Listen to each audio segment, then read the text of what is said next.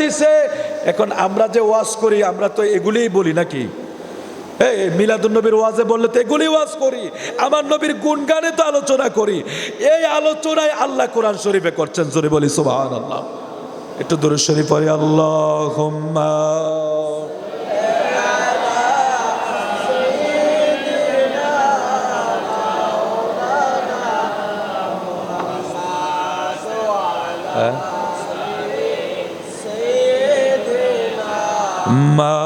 মাওলানা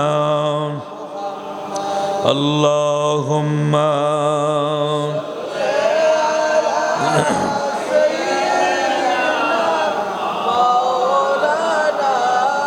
মুহাম্মদ ওয়ালা আলি।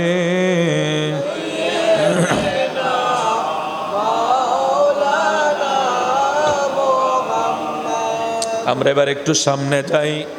আল্লাহ কিভাবে আলোচনাগুলি করে সংক্ষেপ করে নেই। আল্লাহ বলে আতিউল্লাহ ওয়া আতিউর রাসূলা ওয়া উলিল আমরি মিনকুম।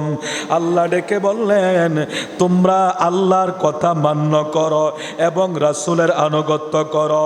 তোমাদের মধ্যে যারা শাসক, যাদের হাতে ইসলামের ক্ষমতা রয়েছে এবং মুস্তাহিদ যারা, এখানে আয়াতের প্রথমে আল্লাহ বলে আতিউল্লাহ ওয়া আতিউর রাসূল। তোমরা আমি আল্লাহর কথা মান্য করো এবং আমার বন্ধুর তোমরা অনুসরণ করো। জোরে জোরে বলি সুবহানাল্লাহ। এটা আল্লাহ পাকের মিলাদ, এটা আল্লাহর মিলাদ পড়ার পদ্ধতি, আল্লাহর নবীর নিয়ে আলোচনা করার পদ্ধতি। আরো সামনে যাই, আল্লাহ ঘোষণা করে দেয় ইন্নাল্লাহা ওয়া মালাইকাতাহু ইউসাল্লুনা আলান নবী ইয়া আইয়ুহাল্লাযীনা আমানু সাল্লু আলাইহি ওয়া সাল্লিমু তাসলিমা। একটু আওয়াজ করে বলে ইয়া রাসূলুল্লাহ। আমার নবীর মিলাদ পড়তে হবে, এই বিষয়টা ওরা খুঁজতে খুঁজতে ওদের জীবন শেষ। আর আমরা মিলাদ পড়তে পড়তে আমাদের কলিজায় আমরা ঠান্ডা করি। জোরে জোরে বলুন না আলহামদুলিল্লাহ। নবীর মিলাদ পড়তে হবে, আল্লাহ এটা নির্দেশ আছে। নবীর মিলাদ কিভাবে পড়বে সেটাও আল্লাহ দেখাইয়া দিয়েছে এবং আল্লাহ নিজেই নবীজিরে নিয়ে কোরআন শরীফের অসংখ্য জায়গায় আলোচনা করেন। এই আয়াতে কারিমার আলোচনা আমরা সকলে জানি। আল্লাহ বলে বন্ধু আর নিশ্চয়ই আমি আল্লাহ আমার ফেরেশতাদেরকে নিয়ে আমার বন্ধু নবীজির উপর দুরূদ ও সালাম পাঠ করি। ইয়া আইয়ুহাল্লাযীনা আমানু, হে ঈমানদারেরা, সাল্লু আলাইহি, তোমরাও আমার নবীর উপর দুরূদ শরীফ পড়ো, ওয়া সাল্লিমু তাসলিমা, এবং আদবের সহিত সালাম দাও। জোরে জোরে কোন সুবহানাল্লাহ। আচ্ছা, এটা কোরআনের আয়াত নেই, কোরআনের আয়াত নেই, কিন্তু দুঃখের বিষয় হলো এটা আমার নবীর শান। এই জন্য আমার ভাইয়েরা এটা তাফসীরে একবারও কয় না। মাহফিলের নাম কি? তাফসীরুল কোরআন। তাফসীরুল কোরআন ঠিক আছে, তাফসীরও অনেক সুন্দর আওয়াজ, কিন্তু একটা জিনিস মাইনাস হয়ে যায়, সেটা হলো শুধু আমার নূর নবী সাল্লাল্লাহু আলাইহি সাল্লাম। ঠিক আছে না? এটা মাইনাস হয়ে যায় না? আমার নবীকে মাইনাস করে তাফসীর করলে তাফসীর হবে? কথা বোঝা যাচ্ছে না? আমার নবীকে মাইনাস করলে, মাইনাস করে তাফসীর করে কোনো লাভ আছে? এই তাফসীরের কোনো দাম আছে? এটা দুনিয়াও ধ্বংস, আখিরাতও ধ্বংস হবে। এই তাফসীরের কোনো মূল্যায়ন নাই। এখন এই আয়াতের তাফসীর যদি গবেষণা করা হতো, যারে এখানে আল্লাহ নিজেও দুরূদ পড়ে, ফেরেশতারাও পড়ে, আবার আল্লাহ নির্দেশও দেয়। যেটা আল্লাহ নির্দেশ দেয় এটা করা আমাদের জন্য ফরজ। সুবহানাল্লাহ বলেন। যেটা আল্লাহ নির্দেশ দেয় এটা আমাদের উপর ফরজ হয়ে যায়। এই জন্য আল্লাহ বলে ইয়া আইয়ুহাল্লাযীনা আমানু, হে ঈমানদারেরা, সাল্লু আলাইহি ওয়া সাল্লিমু তাসলিমা, তোমরা আমার নবীর উপর দুরূদ পড়ো এবং সালামও দাও। নির্দেশ কিন্তু দুইটাই দিয়ে দিয়েছে। আল্লাহ আকবার বলবেন না? তাহলে এই আয়াতে আমার নবীর ওয়াজ আসেনি? একটু সোজা করে বলে, আমার নবীর ওয়াজ আসেনি? তাহলে আমার নবীর মিলাদ আমার আল্লাহ এই আয়াতেও পড়ে আমাদেরকে শিক্ষা দিয়েছে যে স্বয়ং আমি আল্লাহ আমার বন্ধু নবীর মিলাদ পড়ি। যেরকম সুবহানাল্লাহ। আর একটু সামনে যাই, আল্লাহ কোরআন শরীফে ঘোষণা করে, ইন্না আরসালনাকা শাহিদা ওয়া মুবাশশিরা ওয়া নাযীরা লিতুমিনু বিল্লাহি ওয়া রাসূলিহি ওয়া তুআজ্জিরুহু ওয়া তুওয়াক্কিরুহু ওয়া তুসাব্বিহুহু বুকরাতাও ওয়া আসীলা। একটু জোরে বলে আল্লাহু আকবার। দেখছেন এখানে আল্লাহ আমার নবীর আলোচনা কিভাবে করে। হে হাবিব, সর্বক্ষেত্রে সর্ব অবস্থায় সর্বঘটনা অবলোকনকারী হিসাবে, প্রত্যেক ঘটনার উপস্থিত সাক্ষী হিসাবে, বেহেশতের সুসংবাদদাতা হিসাবে, জাহান্নামের ভয় প্রদর্শনকারী হিসাবে আপনাকে আমি পৃথিবীতে পাঠাইয়াছি। জোরে জোরে কোন সুবহানাল্লাহ। আল্লাহ নিজেই নবীর আলোচনা করে, হে হাবিব, আমি আপনাকে সর্বক্ষেত্রে সর্ব অবস্থায় সর্বঘটনা অবলোকনকারী হিসাবে এবং ঘটনার উপস্থিত সাক্ষী হিসাবে, বেহেশতের সুসংবাদ হিসাবে, জাহান্নামের ভয় প্রদর্শনকারী হিসাবে আমি আল্লাহ আপনাকে দুনিয়ায় পাঠাইছি। সুবহানাল্লাহ। তাহলে এই আয়াতের নবীর ওয়াজ আসেনি? নবীর মিলাদ আসেনি? তাহলে আমরা যখন নবীজির মিলাদ পড়ি তখন আমরা কি বলি? আমাদের মিলাদের কাসিদাগুলি এমন থাকে, নূর নবীর আগমনে এ জগৎ হইল উজালা, আরে মধুর নামটি জফন কর ওহে আশেক নিরালা। আমরা আমাদের ভাষায়, কবির ভাষায় নবীর প্রশংসা করি নাকি এটা নাজায়েজ? বাংলা ভাষায় আমার নবীর প্রশংসা করা কি নাজায়েজ? না শুধু সবগুলি আরবি হইতে হবে? বাংলা ভাষায় নবীর প্রশংসা কি নাজায়েজ হবে? আমরা যেহেতু বাঙালি, বাংলা ভাষায় তো করতে হবে। যারা ইংরেজি আছে ইংরেজি ভাষায় করবে, যারা উর্দুতে আছে উর্দু ভাষায় করবে, যারা ফার্সিতে আছে ফার্সি ভাষায় করবে। যে যেই ভাষায় করুক, আমার নবীর শান যদি হয়, এটা যদি ওই যে সবচেয়ে আমরা দেখি ভারতের কিছু কিছু রাজ্য আছে, তামিলনাড়ু সহ কিছু রাজ্য আছে, এদের ভাষাগুলি শুনলে যেন একটু কেমন লাগে, কিন্তু ওই ভাষায়ও যখন নবীর প্রশংসা করা হয় ওইটাও আমাদের কাছে ভালো লাগে। সুবহানাল্লাহ। তাহলে আল্লাহু আকবার।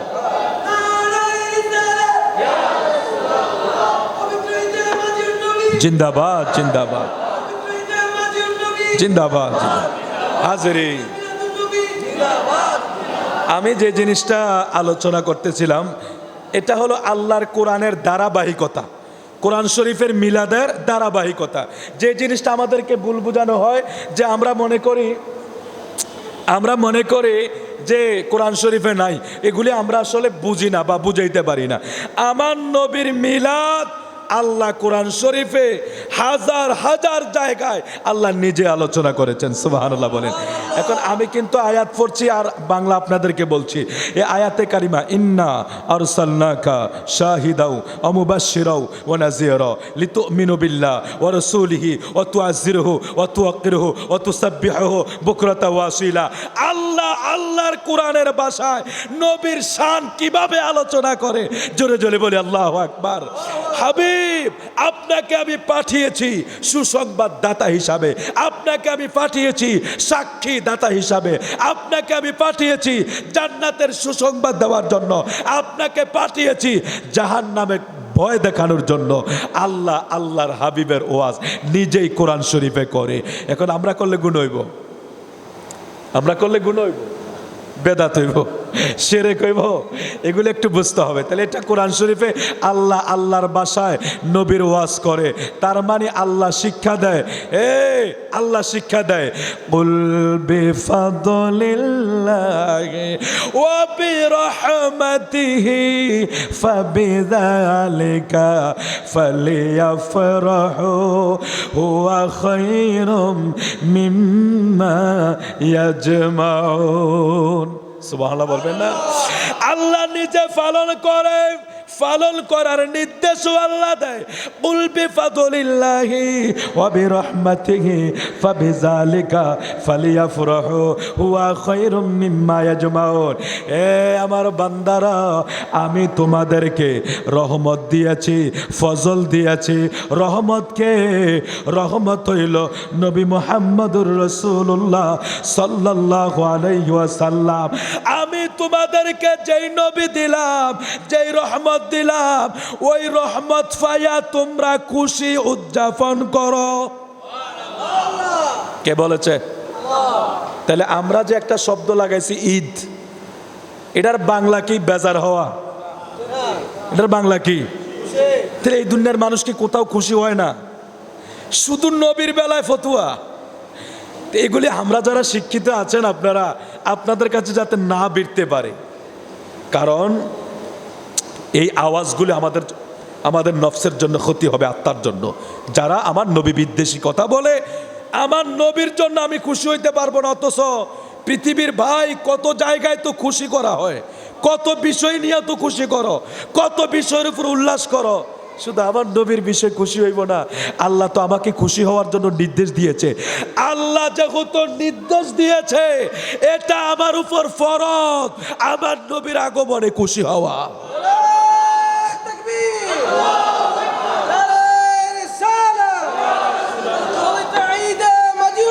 জিন্দাবাদ, জিন্দাবাদ,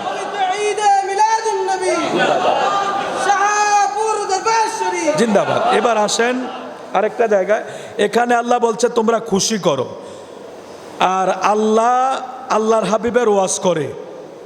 এখন আল্লাহ আমাদেরকে ওয়াজ করার জন্য কোন জায়গায় বর্ণনা করেছেন এটাও বলি। সূরা দোহা, এটা কোন ফারায় আছে না? 30 ফারা। কোন ফারা? 30 ফারার সূরা দোহা। আয়াতটা হলো একেবারে শেষে আল্লাহ ঘোষণা করে দিচ্ছেন, ওয়া আম্মা বিনিআমাতি রাব্বিকা ফাহাদ্দিস। এ আমার বান্দারা, তোমরা আমার নিয়ামতের বর্ণনা করো। আরেকটা জোরে বলি সুবহানাল্লাহ।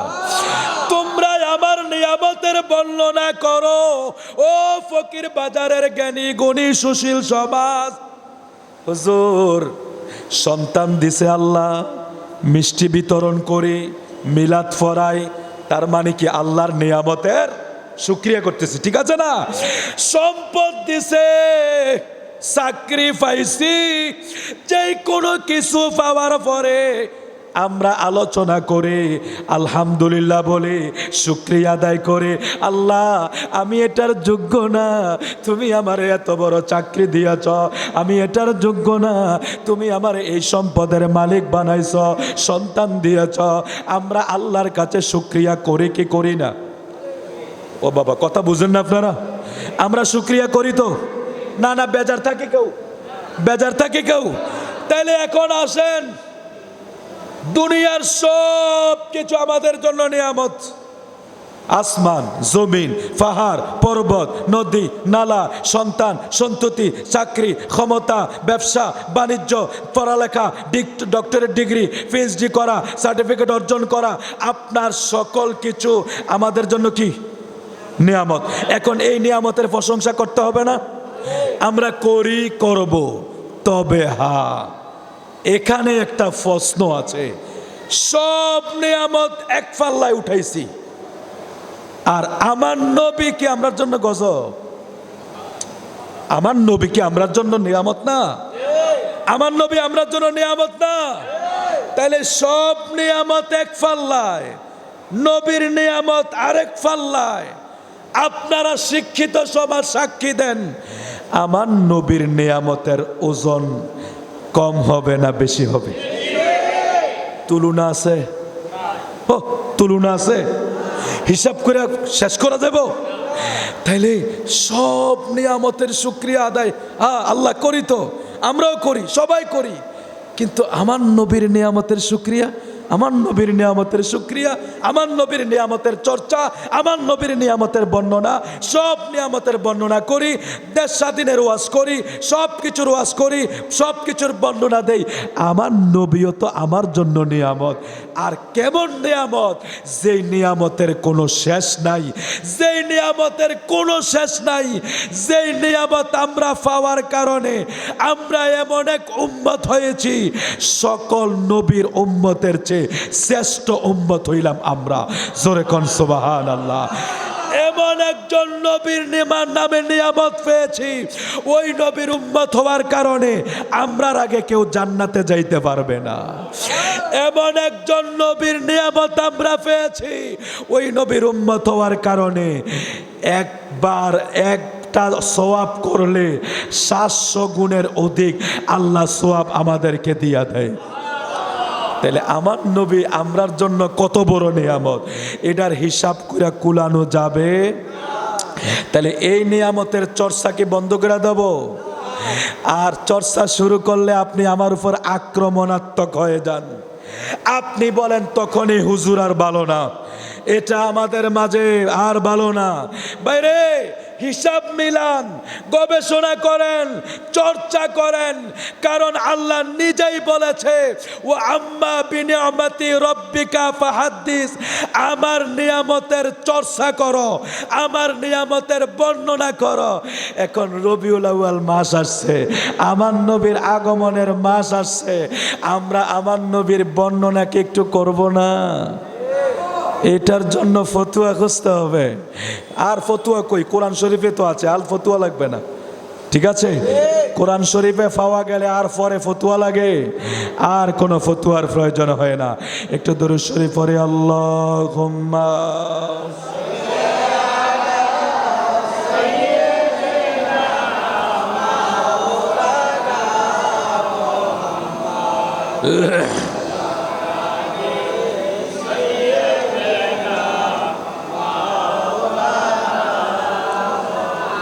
আল্লাহুম্মা সাল্লি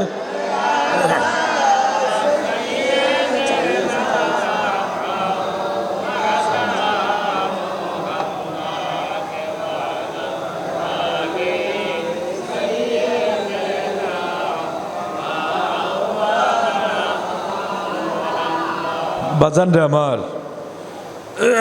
আল্লাহ পাক আল্লাহর হাবিবের আলোচনা নিজেই করে। আমাদের ওয়াজের আজকের ধারাবাহিকতা হলো এটা। এখন মাঝখানে যে কথাগুলি আমি বলেছি, দুইটা কথা, একটা হলো খুশি হওয়ার নির্দেশনা, আরেকটা হলো নিয়ামত বর্ণনার নির্দেশনা। আপনারা কথাগুলি বুঝতে পারতেছেন? যারা বাহির থেকে শোনেন আপনারাও লিখে রাখেন। আমি যেই কথাগুলি বলছি, আলহামদুলিল্লাহ আলহামদুলিল্লাহ যথেষ্ট আমানতদারিতার সহিত, আমার ভাইকে খুশি করার জন্য নয়, আমার এই ভাইকে খুশি করার জন্য নয়, আপনাদেরকেও খুশি করার জন্য নয়, এটা একমাত্র আমার নবীর আলোচনার মাধ্যমে আল্লাহ আমরার ইজ্জত রানী কদ্দুর বাড়াইয়া দেয়। এই নবীর ওয়াজ কইরা আমার নবীর ইজ্জত আমরা বাড়ামু, আল্লাহ আমরারে এই ক্ষমতা দেয় না। আল্লাহ কয় তোরারে এই ক্ষমতা দেয় না, নবীর ইজ্জত আমি বাড়াইয়া রাখছি, আর বাড়ানোর সুযোগ নাই, আমি উঠাইয়া লাইছি, আর উঠানোর সুযোগ নাই। তাইলে আমরা কেন নবী নবী করি? আমরা নবী নবী করলে আমরার ইজ্জত আল্লাহ নিজ দায়িত্বে বাড়াইয়া দিবে। নবীর মিলাদ পড়ব, নবীর শান গাইব, নবীর নাতে রসুল গাইব। রে আজকে অষ্টম ফরুয়া কাজী নজরুল, তোমারে কেন মানুষ এত ভালোবাসে? তোমাকে নিয়ে কেন বিশ্ববিদ্যালয়ের মতো সর্বোচ্চ বিদ্যাপীঠে গবেষণা করা হয়? বর্তমান বাংলাদেশে মাস্টার ডিগ্রি পাস করা হতো মানুষ গণাতে আনে না, ঠিক নেই? মাস্টার ডিগ্রি পাস করা হতো মানুষ কারে কত আছে, কিন্তু সেই অষ্টম পড়ুয়া কাজী নজরুলকে নিয়ে এরকম প্রশ্ন কেউ করে না। অথচ বাংলাদেশের মতো সর্বোচ্চ উচ্চ বিদ্যাপীঠেও যখন ওনাকে নিয়ে গবেষণা করতে হয়, তাইলে আপনি ভাইবেন না উনি শুধু কিছু গল্প গদ্য পদ্য লিখেছে বিদায়, গল্প লিখেছে বিদায় না, উনি আমার নবীর শানে অসংখ্য নাতে রসুল লেখার কারণে আল্লাহ উনার ইজ্জত এমনভাবে বাড়িয়ে দিয়েছে, মানুষ ওনাকে সর্বোচ্চ মহলে আলোচনা করে। তিনি লিখে গিয়েছেন না, ত্রিভুবনের প্রিয় মোহাম্মদ এলো রে দুনিয়ায়, আয় রে সাগর আকাশ বাতাস দেখবি যদি আয়। এই সুন্দর সুন্দর কাচিদাগুলি শব্দগুলি তিনি লেখার কারণে তিনিও দামি হয়ে গিয়েছে। আমরাও ফকির বাজারবাসী, আমরা কুমিল্লাবাসী, আমরা বাংলাদেশবাসী, আমরা আমার নবীর ইজ্জত বাড়ানো না, আমরা আমার নবীর শান একটু গাইব, মিলাদ পড়ব, আল্লাহ নি আমরার ইজ্জতটা বাড়ায়। সুবহানাল্লাহ। আল্লাহ কবুল করক, জোরে বলে আমিন। সালাতুন ইয়া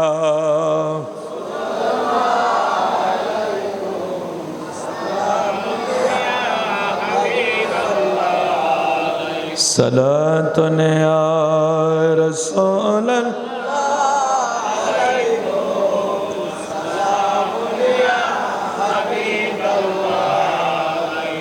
हर के बाशदेन आमिले सल्लामुदम आतशे दोज़ख शवाज़ बर राय हराम सलातुन या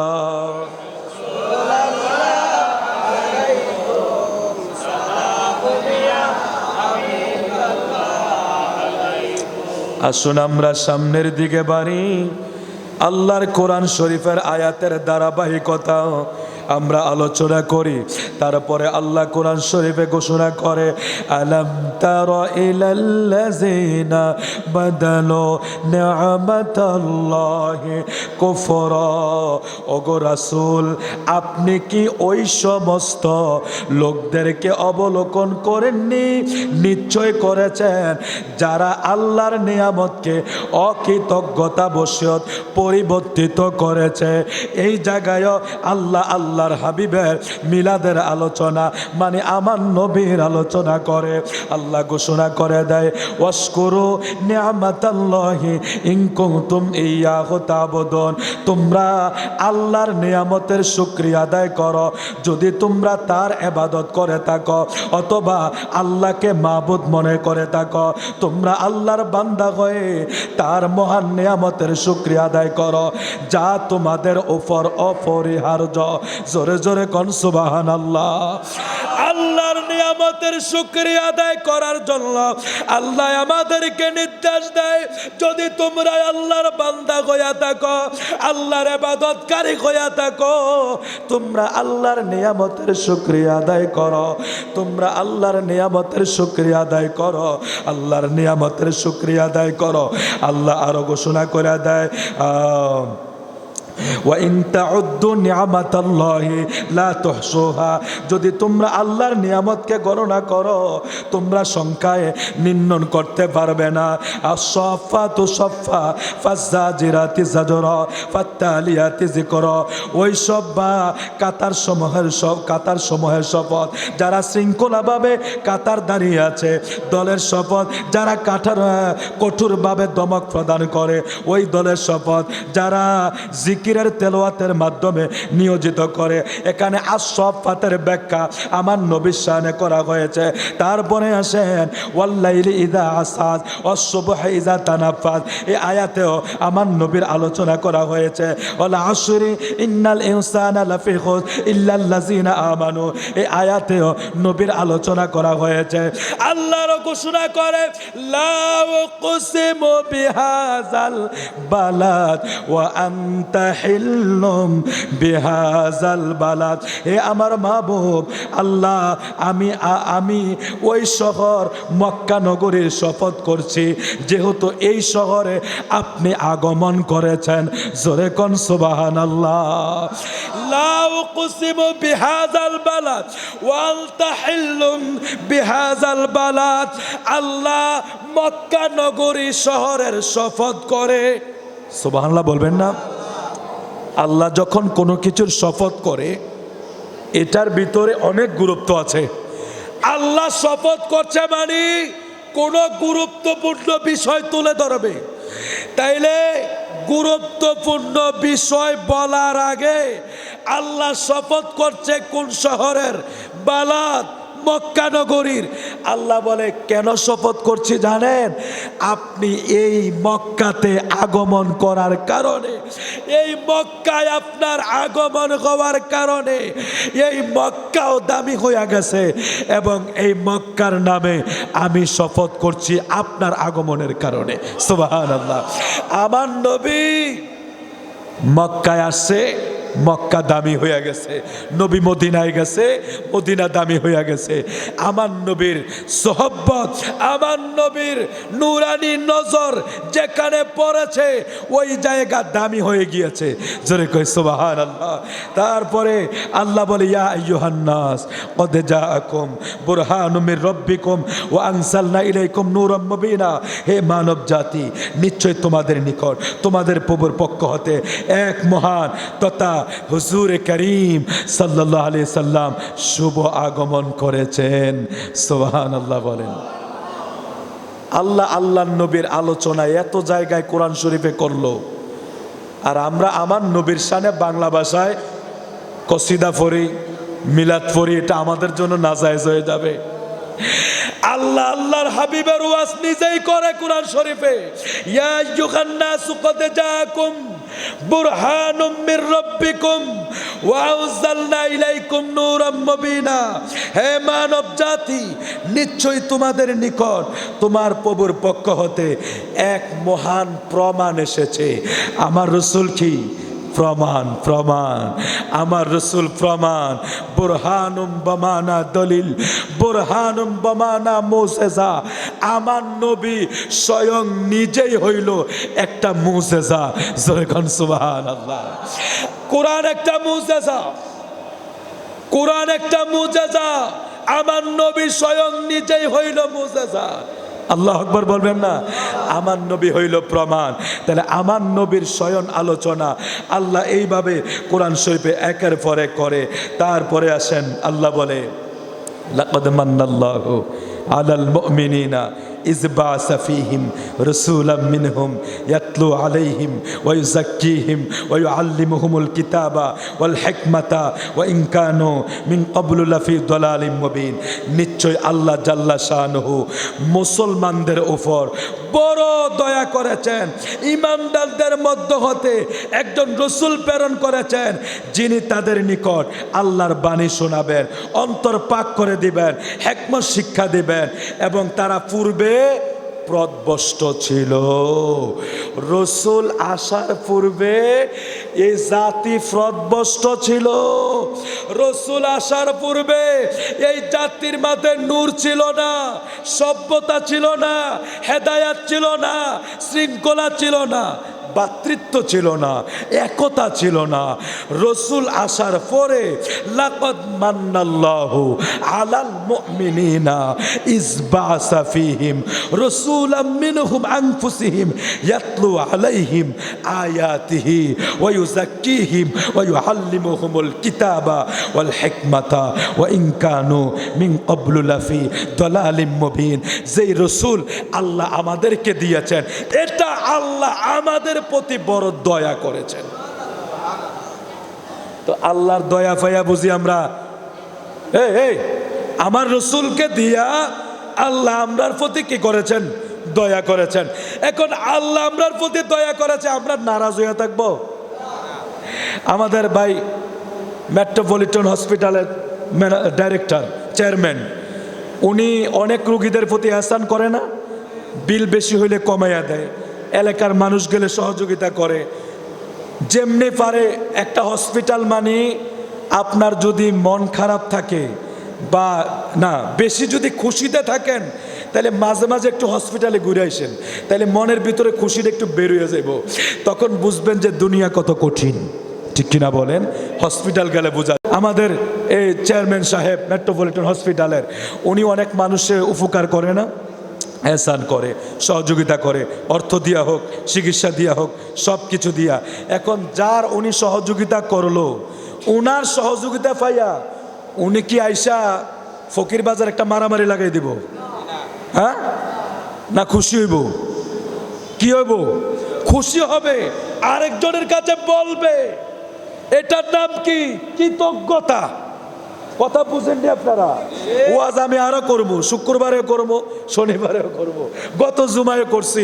আমার ওয়াজ শুনতে শুনতে তো অনেকে তিত হয়ে যাইতেছেন, তারপরে আমি করতে আছি। কি করবো? দায়িত্ব দিয়ে দিয়েছেন এই জন্য। তো বলছিলাম মেট্রোপলিটন হসপিটালের চেয়ারম্যান সাহেবের উপকারে আপনি কৃতজ্ঞতা প্রকাশ করবেনই করবেন, কারণ না করলে আপনি অকৃতজ্ঞ হয়ে যাবেন। এ ফকির বাজারবাসী, আল্লাহ বলে লাকাদ মান্নাল্লাহু আলাল মুমিনিনা ইয বাসা ফীহিম রাসূলা, আমি তোমাদের কাছে যেই রাসূল দিয়েছি এটা আমি তোমাদের জন্য দয়া করেছি, এহসান করেছি। ও সুশীল সমাজ, আল্লাহ যখন রসুল দিয়া আমাদের প্রতি এহসান করেছে, এর চাইতে খুশি, এর চাইতে বড় ঈদ, এর চাইতে বড় আনন্দ জগতে আর কিছু নাই, আর কিছু নাই। জোরে বলে আল্লাহু আকবার, আরো জোরে বলে আল্লাহু আকবার। এটা কোরআন শরীফের কথা বলছি আমি, এখনো তো হাদিস শরীফের দিকে যাই না, যাওয়ারও দরকার নাই। আজকে কোরআনের ভিতরে থাকি। কষ্ট হচ্ছে আপনাদের? একটু জিকির করে আল্লাহ আল্লাহ আল্লাহ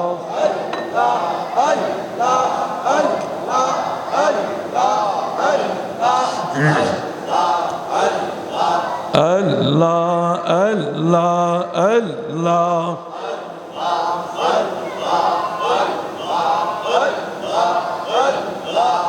আল্লাহ আল্লাহ আল্লাহ আল্লাহ।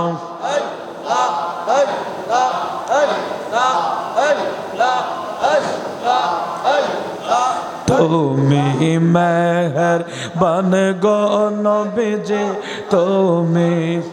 নারে তাকবীর, নারে রিসালাত। প্রধান বক্তার আগমন।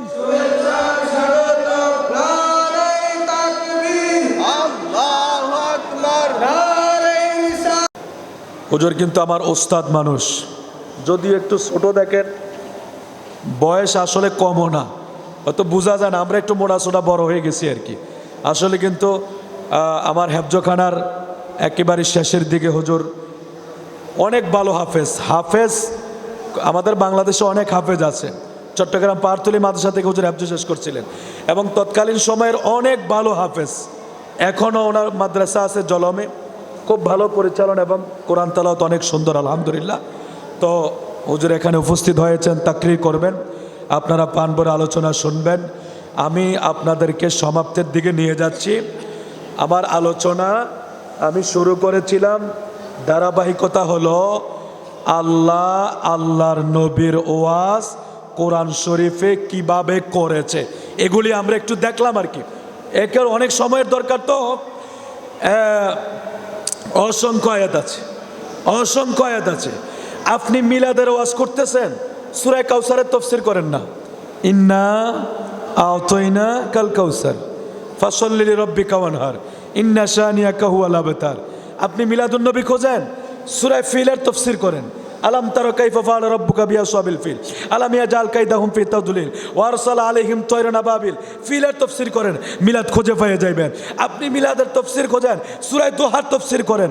আরে ভাই, গবেষণার দরকার আছে। এখন আপনি একটা কথা আছে, ধরেন একটা বই, এটা আমার একজন গুরুয়ে লিখেছে, এখানে যা লেখছে আমি তাই বলবো। এটা হলো দলের পক্ষে দালালি করা। কোরআনে যা আছে ওটা বলেন, দল চিনি না, মত চিনি না, নেতা চিনি না, রাষ্ট্র চিনি না, কে কি করেন চিনি না, কে কোন মার্কা নিয়ে আছেন চিনি না, চিনি আমার দয়াল নবীকে। দালালি করি দয়াল নবীর, গান গাইলে গাই নবীর, প্রশংসা করলে করি নবীর, কোন ব্যক্তির না, কোন মার্কার না। কে কুড়ায় ভোট দিলে জান্নাতে যাইবেন এটা আপনার ব্যাপার। আমরা এই ওয়াজ করি না, আমরা মদিনাওয়ালার ওয়াজ করি, আমরা মদিনাওয়ালার দালালি করি। মদিনাওয়ালার কদমে একটু যদি জায়গা হয়, একটু যদি জায়গা হয়, এটা আমাদের জন্য কামিয়াবি, আর কোনো কিছু নয়। এই জন্য বলছি, কোরআন শরীফের রন্ধ্রে রন্ধ্রে মিলাদ আছে, নবীর আগমনের আলোচনা আছে, নবীর ওয়াজ আছে, এগুলি করেন। বাইরে তাফসীর তো করবেন, তাফসীর যখন আমার নবীর শানের আয়াতগুলি নিয়ে করেন, আপনি দেখবেন আপনার তাফসীর মাহফিল এটা নুরানি হয়ে যাবে, নুরানি হয়ে যাবে। কারণ আমার নবী গোটা কায়নাতের জন্য নূর না? সুবহানাল্লাহ বলবেন না? এখন তো ডক্টর আহমদ ফেয়ারা বাগদাদি নাই, সহজে বুঝাইয়া দেওয়ার লোক আর নাই। যিনারা স্টেজে বুঝলে কথা বলার আগে মানুষ বুঝে ফেলতো। এটা ছিল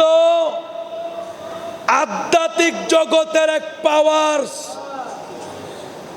বাগদাদি হুজুর, আমাদের হুজুরেরও টাইটেলের অভাব নেই, আমারও টাইটেলের অভাব নেই। হাফিজি পড়া, কামেল পড়া, ফেকা পড়া, তাফসির পড়া, হাদিস পড়া, কিন্তু তারপরে একটা কথা মানুষকে খাওয়াইতে কষ্ট হয়।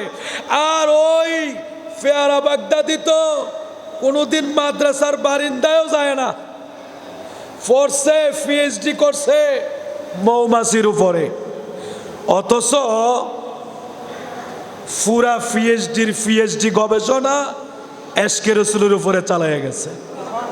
গোটা দুনিয়া জানে বাগদাদি ডক্টরেট করেছে মৌমাছির উপরে, আর বর্তমান দুনিয়া জানে বাগদাদির গবেষণা হয়েছে এশকে রসুলের উপরে। এত আসতে বললেন সুবহানাল্লাহ। আপনারা কি কথাটা মানতে চান না নাকি? ওই ডক্টর আহমদ ফেয়ারা বাগদাদির ফকির বাজার যে গাছটা রুইয়া গেছে এশকে রসুলের, এটার ফল আমরা খাইতেছি।